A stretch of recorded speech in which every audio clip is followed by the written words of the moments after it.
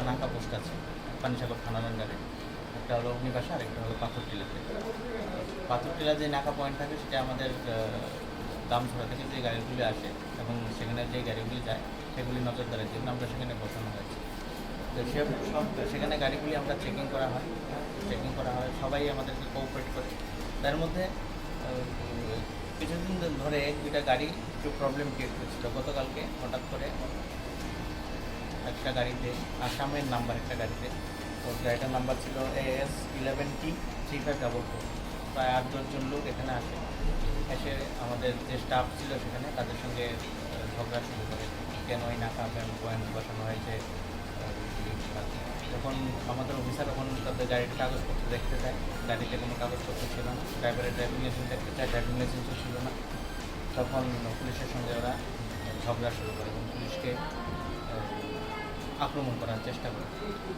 In the mean time আমাদের থানায় ওরা খবর দিলে ওরা কী করে আরেকটা বুলেরো গাড়ি করে দামছড়া থেকে আরও 10-15 জন যুবককে ওখানে নিয়ে আসার পর আমাদের ফোর্স যখন বেশি করে সেখানে যায়, ওরা বারবার বলছিল যে পুলিশকে গাড়ি চাপা দিয়ে মেরে ফেলবে, আমাদের যে ইয়েটা আছে নাকা পয়েন্ট আছে এটা আগুন দিয়ে জ্বালিয়ে ফেলবে।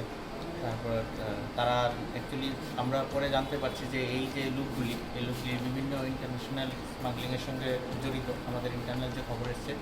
এবং সেই ব্যাপারে আমরা যখন আমাদের ফোর্স যায় তখন তাদের বেশিরভাগই সেখান থেকে পালাতে সক্ষম হয়। আমরা এর মধ্যে 4 জনকে আমরা অনেক কষ্টে ডিটেইন করতে সক্ষম হয়েছি এবং তাদের এগেনস্টে আমরা একটা কেস মামলা একটা নিয়েছি।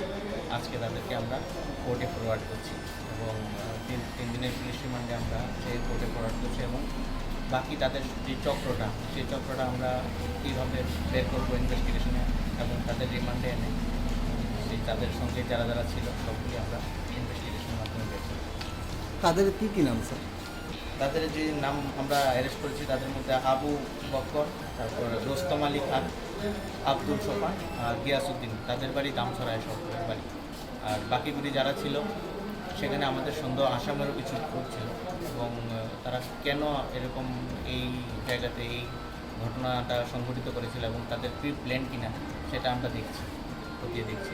কী মনে হয় স্যার, তাদের নেশা বা অবৈধ কারবার করতে গিয়েই নাকা পয়েন্টগুলো তাদের কোনো সমস্যা সৃষ্টি হচ্ছে বলে মনে হচ্ছে আপনাদের? হ্যাঁ, সেটাই প্রাথমিকভাবে মনে হচ্ছে যে আমাদের নাকার জন্য ওরা ফ্রিলি হয়তো কিছু করতে পারছে না, কাজ করতে পারছে না, তাদের সমস্যা হচ্ছে। তার জন্য তারা একসঙ্গে 10-15 জন যুবক একসঙ্গে এখানে হঠাৎ করে, কারোর সমস্যা নেই, তাদের কোনো সমস্যা নেই।